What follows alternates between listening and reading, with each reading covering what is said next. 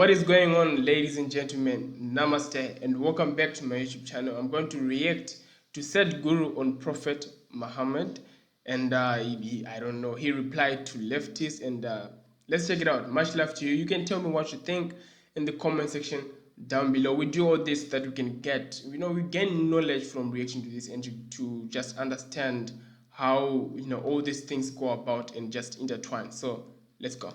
There is temple and mosque issues, we are trying to settle that. This is a good thing. When we say Islam, we talk about Muhammad. Muhammad said, you represent Muhammad, you cannot do this. If you represent Ram, you cannot do this. Right. Whole earth is a mosque for me. Please let the Muslims live by that. Oh, I support the Hindu community. No, I am not that kind. That, Hindu Muslims must fight. This whole thing is unfortunately not coming from Islamic community or largely from Hindu community. I am sure 95% of the country's population is with me on this one. Okay, this is going to be fire, man. This is going to be great.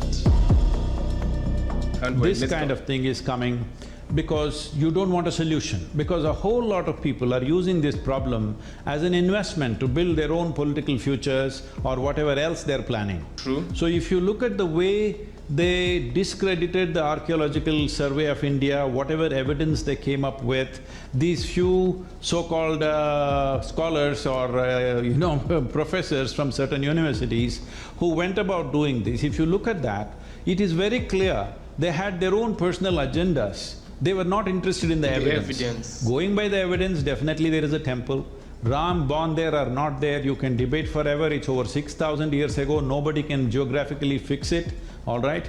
You can't put a Google dot on it, but was there a temple? 100%, everybody knows this. Now, is there so much emotion in the Islamic community about it? No, they just feel wronged that the mosque was brought down. So now when they know, in the history a certain wrong was there, somebody is trying to right it, you can't go on rejigging history. Hindus also must understand this. This one thing… That's a good point. There is so much emotion, it's come so far, and this could be a big impediment for nation's development. In some way we must come to a solution. Even when the court gives a judgment, it's very important, once again we don't go into two-thirds belongs to somebody, one-third belongs to somebody, again there will be no solution. Some decisive solution should come. If we don't have the courage to take that step, we will only kick the problem to the next generation, and that's not the way to handle things. Facts. Let me ask you, sir. There's always a winner or a loser in a court case. Do you believe that the Hindu side should be given, without any ambiguity, the entire title in this suit? Do you believe so? To avoid a conflict from perpetuating, as you've said, to the next generations. See, we need to understand this. In 1855, there was a terrible riot regarding the same issue. But in 1857, both Hindus and Muslims came together to fight what we call as the First War of Independence. It is after that the colonial design became such that if these two communities get together, they will be severely weakened. So the East India Company put out a plan, and they came up with many ways of dividing the two. One thing is, they decided Muslims should get separate education and they must have a separate vote. They vote separately, Hindus vote separately. All these kind of laws they brought in just to divide the country. Let us not be a slave of that device.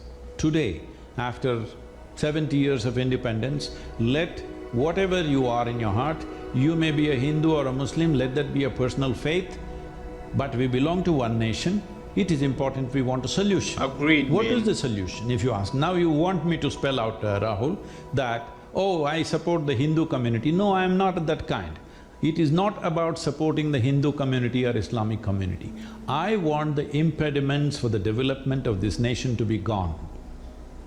I'm sure 95% of the country's population is with me on this one. That they want the impediments for the development of this country to be gone in whatever form it is. So right now this is one of them, which has been a thorn, which has been bothering this nation for quite some time. So it should go. So Can you move Ram out of Ayodhya and put him in Chennai? Is it possible? It's not possible. No, no, not Because possible. he also came to Tamil Nadu. Can we say he was born here? It's not going to work. So obviously it's not going to work. So let's do it the way it works. It's not the question of taking this side or that side. We want a solution not for Hindus, not for Muslims. We want a solution for the forward movement of this nation. So what in your words would be the best solution to ensure that our nation progresses without impediments? Well, there were sovereignty issues, we are trying to settle that. There are citizenship issues, we are trying to settle that. There is Good ways temple of and moving mosque forward, issues, we I'm are trying to settle that. This is a good thing. See, the very idea that people have given a massive mandate to a particular government is because they believe they're going to sort out the problems. Well, when we try to sort out the problems, will it happen in a perfect way? No. We must understand this, no human action is ever perfect. We may have perfect intentions, but when we execute something, it is never perfect. Right. So those imperfections, somebody may perceive as injustice. Let us keep this down for some time, let us understand.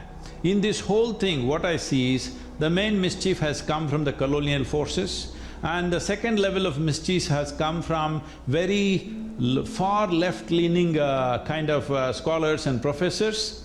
So let us remind them that when we say Islam, we talk about Muhammad. Muhammad said, whole earth is a mosque for me. Can you make a more inclusive statement than that? Please let the Muslims live by that.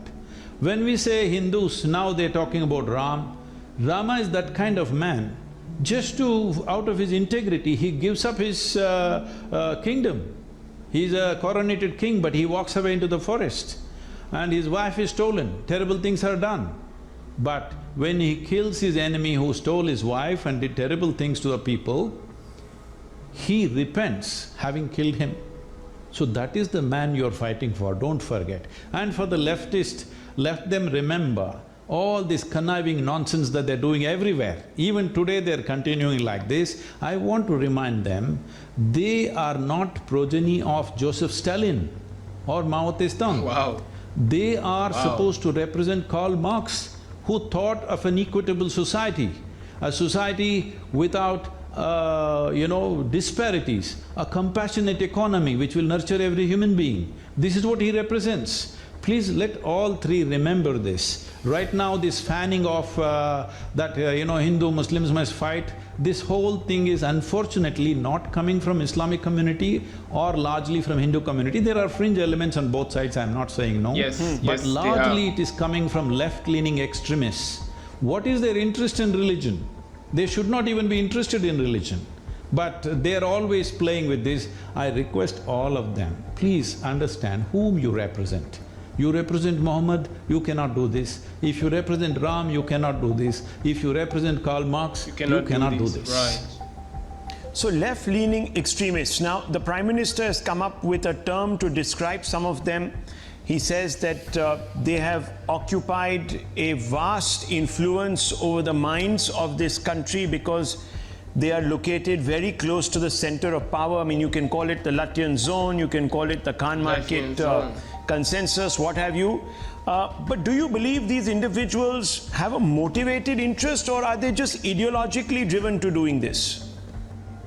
See, that is what I said. Their ideology is about Karl Marx. Right.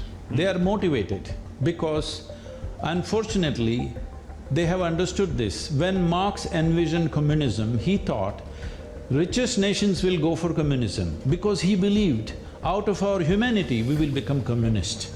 But right now, they have understood only if there is poverty, there will be communism. To convert people into communism, you need endemic poverty in this nation. So they are working towards that. They must be defeated because this is not good for the country. Right. The country is striving to progress. People are striving to fulfill their aspirations. And some people, their aspiration is based in poverty as a capital. Very interesting, very eye-opening and interesting. Sadhguru, I want to ask you that inevitably in a court case there will be one winner and loser. I'm telling you, Yeah. they're… Yes. No, go ahead. Go ahead. You were saying something. Go ahead. No, I'm telling you how far this goes means…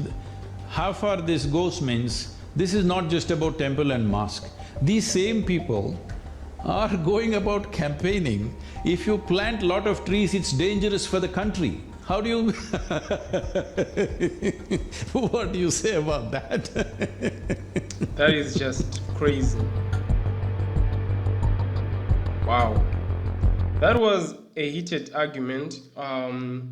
Clearly, I think even if you don't know the basis of this whole, argument, like where it was coming from and where it was going, basically, you can understand what's going on here. So I do think that everything like what Sadhguru was saying, you really have to ignore, or rather just leave the fact of being Muslim or Hinduism when you are trying to solve issues like this that are affecting everybody, irregardless of religion. If you have things and factors that are affecting everyone, like they don't segregate whether you are Hindu, whether you are Christian, or whether you are atheist, right?